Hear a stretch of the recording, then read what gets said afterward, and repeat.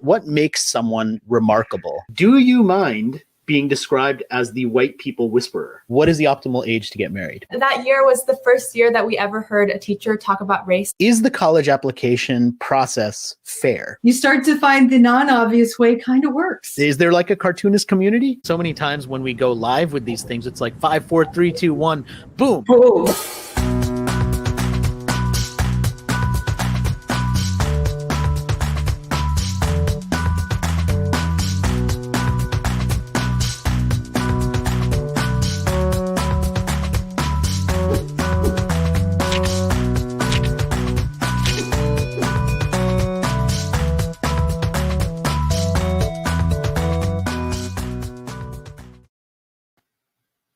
Happy Thursday, Non-Obvious Nation. We are back with our regularly scheduled Non-Obvious Insights show, and I cannot wait for my guest today and the topic today, which is all about creating a more fair and equal workplace for all genders. And my guest today is Michelle King, who is the managing director of Equality Forward, the best-selling author of a fantastic book called The Fix, and former director of inclusion at Netflix, and many other accolades that we will get into during the show. So first of all, I want to say welcome, Michelle. I'm so thrilled to have you. Thank you so much. It's such a privilege to be here and to spend time with you all. So thank you. You're very welcome. And you are in the space of crafting what would be a more equal workplace. And you write about it and you talk about it and you've done lots and lots of research on the topic. And we're going to get into it. But one of the things that I thought we could start with that really intrigued me about what you wrote in your book was you say that there's a lot of focus right now on diversity and inclusion as a topic and bringing more diversity into the workplace, but it's not really moving the needle when it comes to creating a more equal workplace. So what is the difference between diversity and equality in the workplace? Man, you are starting with one of my hot buttons. Okay, there is a big push around diversity and inclusion in workplaces at the moment. And I think one of the challenges, even with that framing, is that if you have a more diverse organization, demographically diverse organization, it's going to be more inclusive. And that's simply not the case. In fact, there's a great McKinsey study that came out recently called Diversity Wins, which shows that organizations have increased or made, perceived to have been making progress on demographic diversity, but actually that's reduced people's perceptions of inclusion. So companies are becoming more diverse. There's this feeling that we're actually being less inclusive as a result. And why is that? To harness the benefits of a demographically diverse workforce requires leadership. And right now, most leaders don't know how to make inclusion a practice. Most leaders wouldn't know how to create a culture of equality, which is an environment where you can be yourself and be valued for that. And I think the challenge with the current framing around diversity and inclusion is that there's the sense of, well, if we just achieve demographic diversity, we've won. And the reality is you can have a diverse organization and it not be inclusive. The same is true for having an inclusive organization and it not be diverse. I know that. I've worked in both those organizations. That's not the end point. Diversity and inclusion are the means to creating a culture of equality. And that's an environment where you feel like you can be yourself and be valued for that. And we know that cultures of equality, it's actually you're almost reverse engineering it, because in those types of environments, what we find is women are 4 times more likely to advance to senior leadership positions. Men are twice as likely. And, you're 6 times more likely to have an innovation mindset because people feel comfortable being themselves, and the organization's no longer advancing a small number of people that fit this ideal standard, right? We open it up and the organization values difference. So I feel like diversity are really outcomes of organizations that value difference. Yeah, and you talk about the practices and policies and things that get us to that point. And one of the things that has been criticized by a lot of people in this world of diversity and inclusion is that there's a lot of tokenism. And tokenism is the idea that you kind of have one person who fits a certain criteria, and they become like that person who represents the case study that you can say, oh, now we're diverse. Yeah, absolutely. And is tokenism a necessary first step towards creating an equal workplace? Absolutely not. And, I'm going to try and not rant on the show, but, Hey, rants are okay. well, don't even get me started on diversity quotas, right? That's probably one of the worst things ever to have happened to this field. And I think, tokenism is really an outcome of quotas. So when you say, look, we're going to hire 20% Black employees or, 30% women, what you're really saying is, that there's a set number that needs to be achieved, and then we'll be equal. Then, we've achieved inclusion, and that's not how it works. Inequality is a lived experience. It's something you experience day to day in your work environment. There is no magic number. There's no gold star. It's a practice. And, it's the way workplaces work. It's the way leaders lead. It's the way employees behave. When you set quotas or targets, who gets to decide? Who gets to decide how many Black employees are enough, or how many women are enough? Right, and what's the right number too, right? Exactly. That's the scoreboard. It's not the game. And so the challenge is right now we have leaders who don't understand the game. They don't understand how to show up in a way that's inclusive. You don't have employees understanding, hey, how do I do my job in a way that includes others? What does that even look like? And I know that because I've asked leaders as part of my research. And so that's the challenge have today. Like, the stuff isn't complicated, but we've made it really complicated.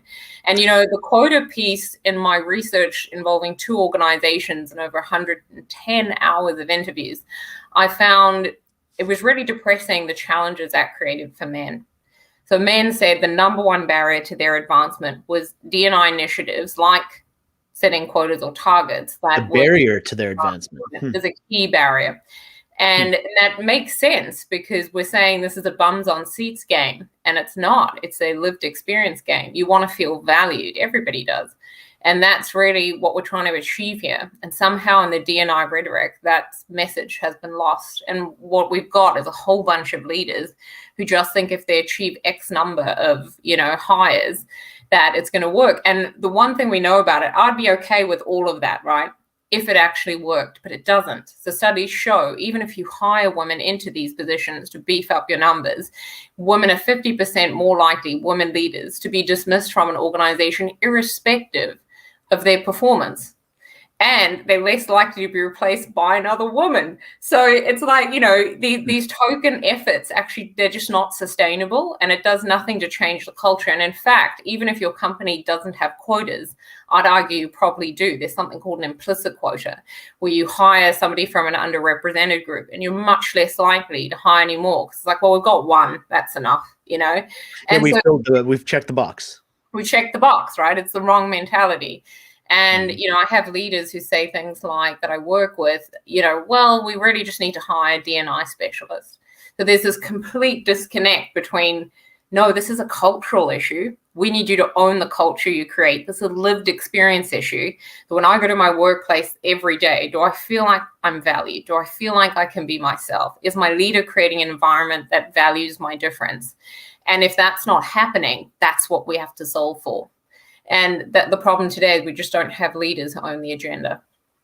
Yeah, I mean, one of the things that you wrote was the denial of difference is the denial of equality, inequality. And I really like that, because what you seem to be pointing to is like, we have to acknowledge that there's a difference, and yet that seems to me to be one of the big debates that is out there. And it's not just the workplaces. I mean, this is a kind of a cultural debate. It's this idea of like, in a toy store, we have kind of one aisle now instead of 2 aisles in many stores, because there used to be like all the boys' toys over here and all the girls' toys over here. And now they said, well, why are we gendering these toys in the first place? And yet, at the same time, you've got companies like Lego doing years and years of research and basically finding that the way boys like to play, kids who traditionally identify as boys and kids who identify as girls like to play, is different. And they created this whole really popular Lego Friends line to say, look, they're not the same. Boys and girls aren't exactly the same. They actually like to play differently. So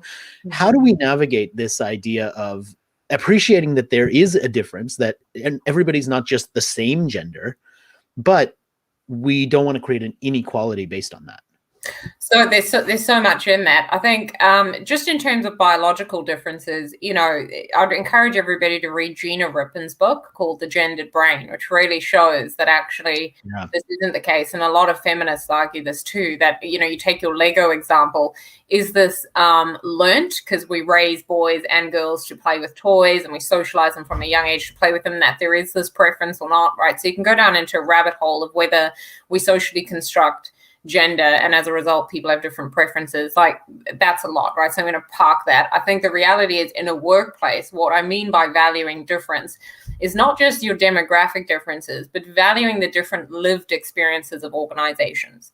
So what do I mean by that? If you go back to the history of organizations, workplaces were never designed for difference. They were designed to support one particular type of person to succeed. And that tends to be this white, middle-class, heterosexual, able-bodied male. Importantly, someone who's dominant, assertive, aggressive, competitive, and willing to make work the number one priority, what I call Don Draper. And the challenge is, the more ways you differ from that ideal standard, the more barriers you're going to encounter trying to succeed at work. Workplaces, really discriminate. Success in your workplace discriminates, and it discriminates based on who most closely fits that ideal. And so when I say we need to value difference, it's not just the differences we bring to a workplace because of our makeup and our preferences and our different identities. It's also valuing our different lived experiences. So, organizations that say we want to hire more Black women, we want to hire more Latina women. Do you know the lived experience of that woman entering your workplace? If you're a manager and you don't know the challenges that Black women face in your organization, you have no business hiring them, because your job is to remove those barriers. Your job is to provide career advice and understand the different lived experience. Yeah. And my book really tried to show, men and women fundamentally have very different careers and very different career pathways and different barriers to navigate, because environments don't value difference in most workplaces. Yeah, and one of the things that it seems like you're talking about is this growth of empathy among the leaders to get into the world of what the lived experience is of their team members. And we talked about last week, we did a big summit around diversity and inclusion and creating a more inclusive world. And we explored so many different topics at that summit. And one of the topics there was around this idea of transforming the way that we recruit and the way that we understand the people who are in our organization. And there were a lot of different suggestions as part of that, including having more time with one another, but also technology. And I wonder if we could go a little bit down that rabbit hole of technology to say, like, look, VR and some of these ways that we can generate empathy for people who are unlike ourselves by going through an experience that puts us into their shoes, that allows me as a male to experience what it's like to be in a meeting and be discriminated against as if I were female. Do you think that the technology around this is an important way to try and create that empathy? Are there other ways that you've seen that allows us to do that in an organization that work? Yeah, I mean, I'm laughing because this is like another hot button. So one of the things that really bugs me in this work is this idea that, generally that we need leaders to empathize with this being my plight, right? So generally the story goes, understand the challenges women face, ask women or any underrepresented group in your organization to share their challenges, get them to share their experiences, and use that. And we saw a lot of this at, when George Floyd was murdered. We really saw the aftermath of that. Many leaders and organizations reaching out, trying to understand how racism is showing up in their workplace, and almost re-traumatizing colleagues, and never once doing the work to understand how does a culture of inequality actually harm you as an individual. Like, I don't really need your help. What I need is you to do the work to understand that actually a more equal workplace serves to benefit you, because yes, empathy is important. Yes, compassion is important, but actually getting leaders, and it's 100% true, motivating leaders to get to a place where they're taking action and they see this as necessary to their career advancement. They realize that a more inclusive way to lead is simply a better way to lead, that it's actually the strategy for future-proofing not just your leadership capabilities, but also outcompeting your peers in terms of this being a business imperative, that's when leaders start to connect that actually I've not only got something to gain, but also becoming aware of all the ways it doesn't serve them today. Something we never talk about is how cultures of inequality create barriers to men's advancement at work. My book identified 6 key barriers, things like bullying, male silencing, mental health issues, depression. They're real challenges that conforming to this outdated Don Draper ideal really costs men. And I think until we make people realize you have something to benefit from this, because today it's costing you. And guess what?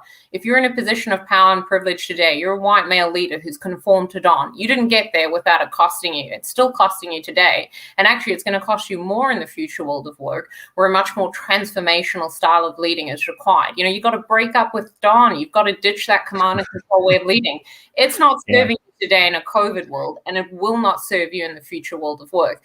And so for me, yes, taking all of that empathy is important, but I really want to work for a leader who can sit down and honestly say, equality serves to benefit me because, finish that sentence, because once you can connect to it, you're much more believable. We see a lot of performative allyship, this whole idea of helping women.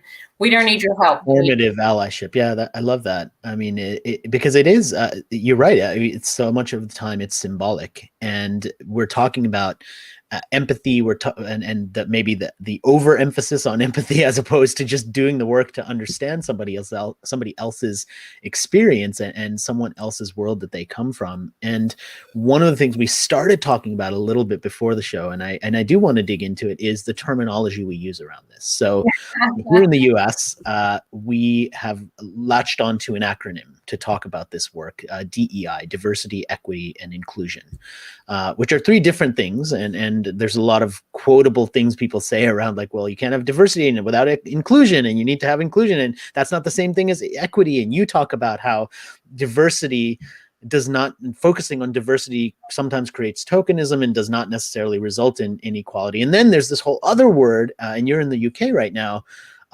around belonging and where that fits. So let's break down some of these words and talk about the right terminology to use. What is the right terminology to use to talk about diversity and equality at work?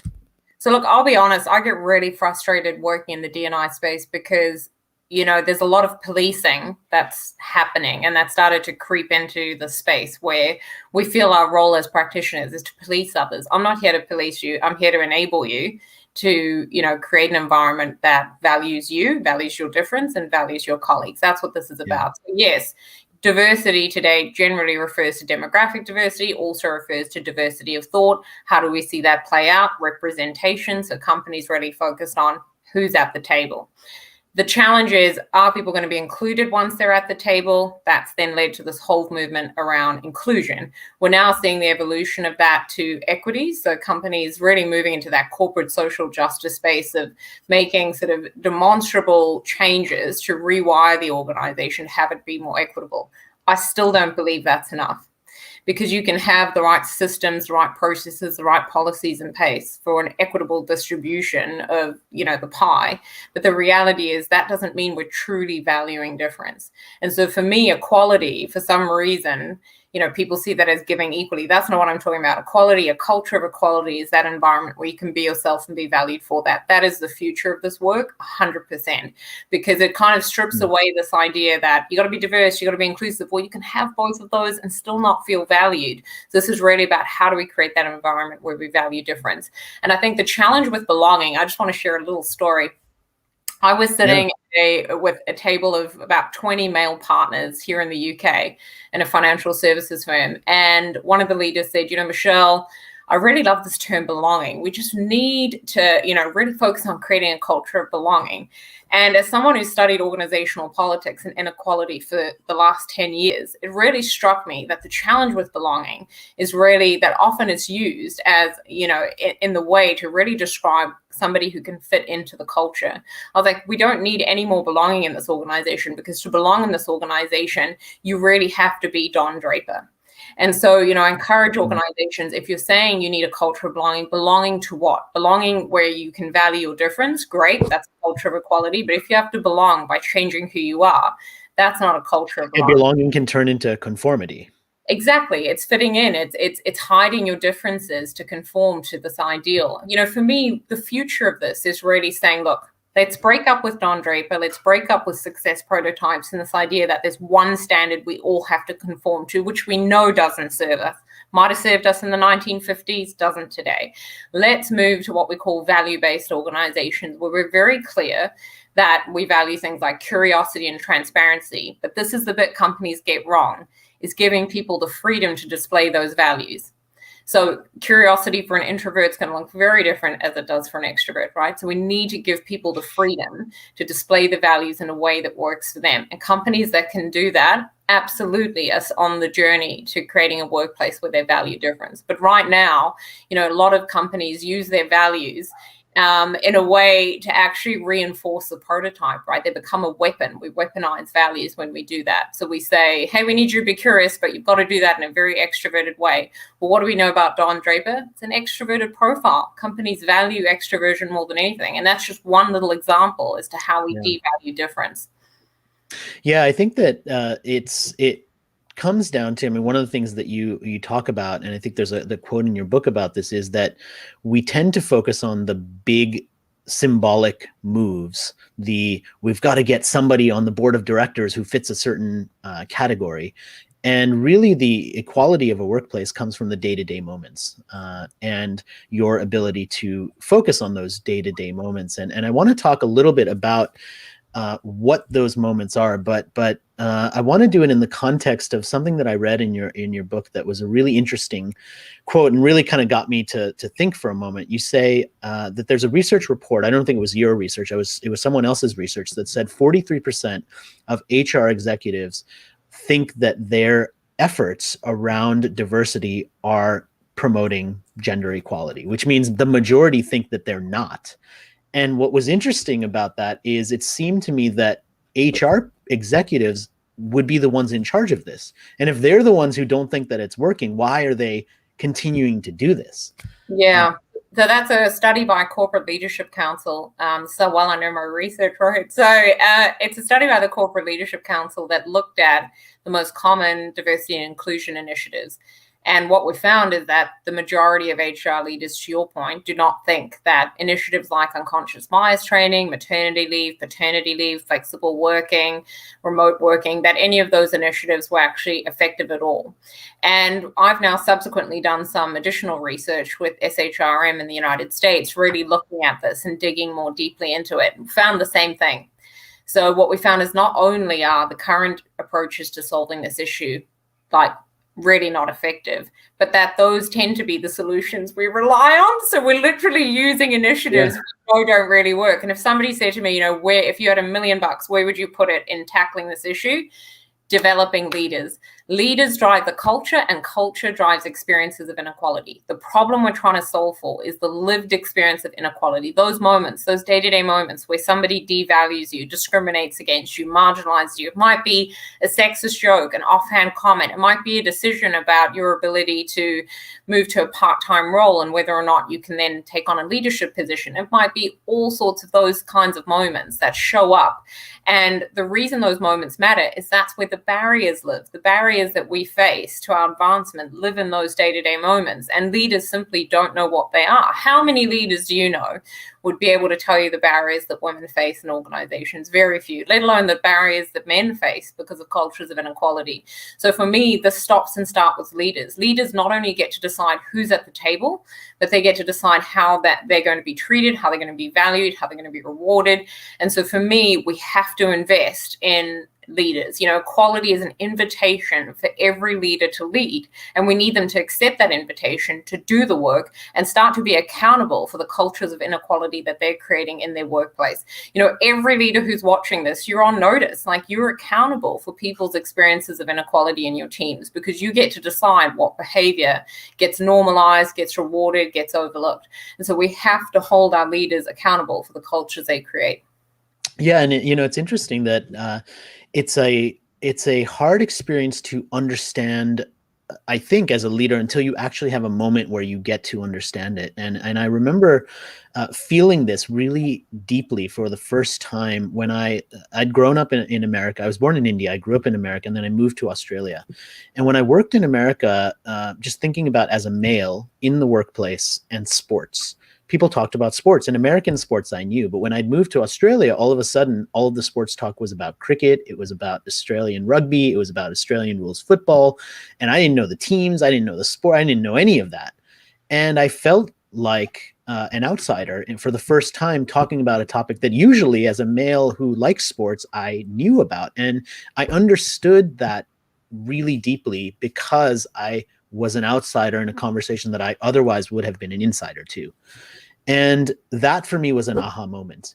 And I know that in your work with Netflix, and now in your work as a consultant and as a writer and speaker about this, part of what you're trying to create is those sorts of aha moments for leaders so that they wake up to this and say, yeah, we were creating that. So can you tell a story or just talk about some techniques that you've used to lead people towards their own aha moments to feel this deeply for themselves? Yeah, I mean, the one thing I'd encourage everybody watching this, because we all have different experiences of working life, right? And we've all witnessed inequality moments or experienced them ourselves, is that there's a fascinating study that shows simply witnessing inequality has the same detrimental impact to your mental and emotional well-being as if you yourself had experienced it. And it's one of my favorite studies because it really shows this link between your experience and my psychological safety. And actually, in an environment where I know my colleagues are going to be devalued, that's going to make me feel unsafe. That's going to put me on notice that I might be next. And that also reinforces this idea of conformity and that difference isn't valued in this environment. And I share, it's a true story. It happened to me on my first day as a manager. I shared this in my TEDx talk where my managers, I'm in the kitchen with all my male colleagues. I'm the only female manager. I'm the youngest female manager in the entire business. It's a large multinational organization. And my manager picks up a kitchen towel and throws it at me and says, "Hey, Michelle, you're a woman. Why don't you wash the dishes?" And everyone's laughing, right? All these men are laughing. A couple of my colleagues sort of looking down at their feet. And then I'm like, well, what do you say? Right? I can't laugh along because I'm devaluing my gender. Yeah. It's a part of who I am. And so what do you say? Well, I said, hey, you've got two hands. Why don't you do it? And I've got privilege, right? Because I can walk out of that job. So I didn't have to take it. But it was a catch-22 because then he turned around and said, well, this is why I hate working with women. They can't take a joke. And so it was one of those, it's a small moment, like I've got way worse moments than that have happened in my career, but it's an important moment because I think in that moment, the people standing around the room, we often like to think that, oh, we'll feel sorry for Michelle. Well, the reality is none of them felt safe ever speaking up. They knew in that environment that this Don Draper leader was in charge and set the standard for those behaviors. And the way to get ahead is to mock and belittle other people. And that became the culture in that team. And it was incredibly toxic over time. And, I think what happens is these toxic cultures build and more behaviors get accepted, right? And more people try to please their boss by conforming to those behaviors. And that's what creates environments where, in another organization where we fired pretty much every leader for the sexual harassment and assault that was carrying on with young females who worked in that department. And so, you really see this play out in organizations over time. And it's those little moments that matter. Had any one of those men thought, I'm going to be an ally, and turned around and said, hey, you know what? That's not cool. Don't do that. It would have disrupted and reset the norm in that moment. It would have put everybody on notice. Yeah, and it's do this. What was so interesting about one of the things you were writing about is you dug into several industries, publishing, for example, that is predominantly female, and yet the leadership is predominantly male. And you might think, okay, well, maybe in like financial services or industries that tend to be more weighted towards men working in the industry versus females, as opposed to the world that I come from, which is advertising and marketing, where I would say 100% of the groups that I had ever worked for had more female employees than males. And yet the leadership was still concentrated amongst the males. The culture still remains the same, even though the majority of the workers there are of the opposite gender, which is so fascinating because you would think that, it's one thing if your group is 90% male, it's I mean, it's not right, but you understand why the culture remains that way. But if it's the flip and yet the culture still remains that way, it's somewhat shocking. Yeah, and I would caution anybody who would point to sort of 2 or 3 women leaders and say, well, we have those women leaders, because studies show women who make it to leadership positions are the exception, not the rule. So they've got there by generally, on average, by sort of conforming to that Don Draper ideal or finding a way to adhere to that. And, this comes up, it's very controversial, but it comes up in almost every talk I give. Somebody will ask, well, what about women not supporting women? What about women conforming to Don? Women can be oppressed and oppress others at the same time. Like, there's no rule here, And so I think that's the challenge, is really getting to see actually, leadership teams that exist in organizations where they are male dominated but have a few women. Actually, that doesn't represent all women. And I think, in male dominated environments, the other thing I just want to say, having worked in tech, having worked in oil, in mining, I've worked in heavy industries, and consistently in those industries, yes, it's more what we call overt sexism. So you see it, right? Like, for example, one organization didn't even have female toilets, and there was a portaloo outside that women had to use, right? So in these environments, there's just blatant, disregard of difference. But I think in some ways that's somewhat easier to deal with because it's so obvious.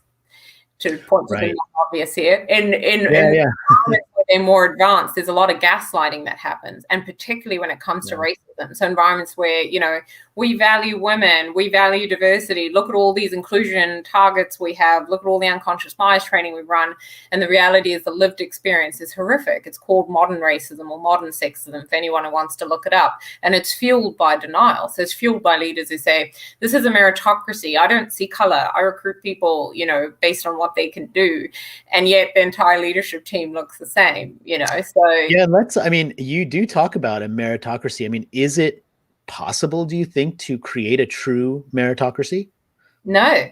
And the reason for that is we're not all the same, and we're not all treated the same. And in society, we're not all valued the same. The idea of a meritocracy only holds when most of your workforce looks the same.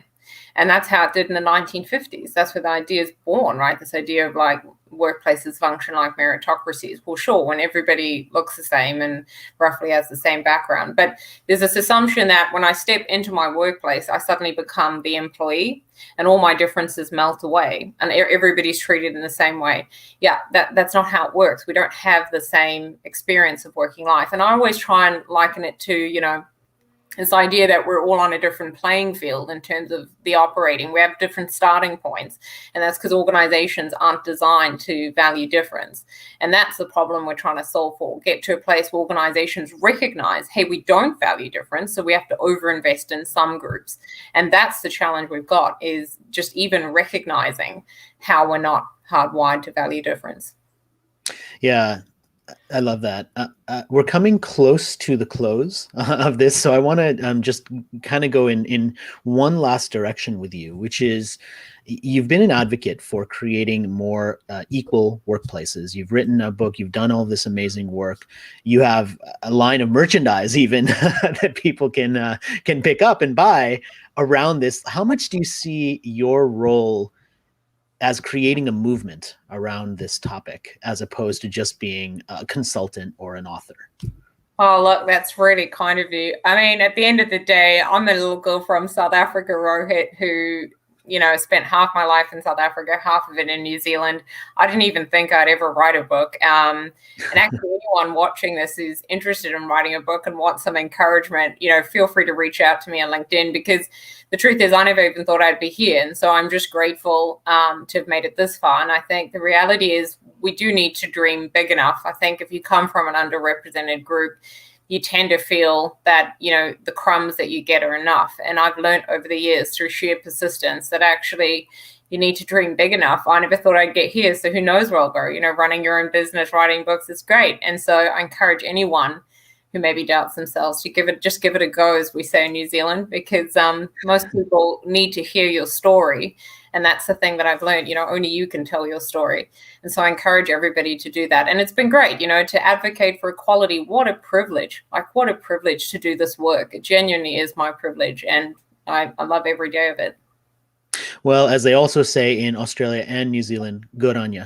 You've done some amazing work. You have a fantastic book called The Fix, which I highly recommend for anybody who is interested in this topic. It is a urgent and necessary read. Michelle King, thank you so much for joining me on the show. Thank you for being a guest, and thank you for sharing some of your insights and wisdom. Thank you so much. Thank you, everyone. If you enjoyed this particular interview, there are lots more like it every week. I bring in a new fascinating person to talk about non-obvious insights and ask them about the work that they do and the amazing things that they are working on. So you can join me every Thursday for an episode of that. We've talked about diversity and inclusion. If you were part of our Non-Obvious Beyond Diversity Summit, you saw more than 200 speakers talking about this topic across 54 different sessions. If you missed it, you can see the archive of all of it. It is all available entirely for free at nonobviousdiversity.com, so you can check it out there. And one last promo for We Are in This Moment right now, a few days before the Super Bowl, and I spent most of my career in marketing and advertising. And if you are able to join us next Monday, right after the Super Bowl, we will be doing a recap of the best Super Bowl marketing and advertising strategy. We will not be talking about the most fun ads. We will be talking about the best strategy from the game. So if that is interesting for you, check that out on my YouTube channel. It's just Rohit Bhargava, my full name, at the YouTube channel. Thank you for joining me today. Thank you for being part of the conversation and part of our non-obvious nation. And remember to always stay non-obvious.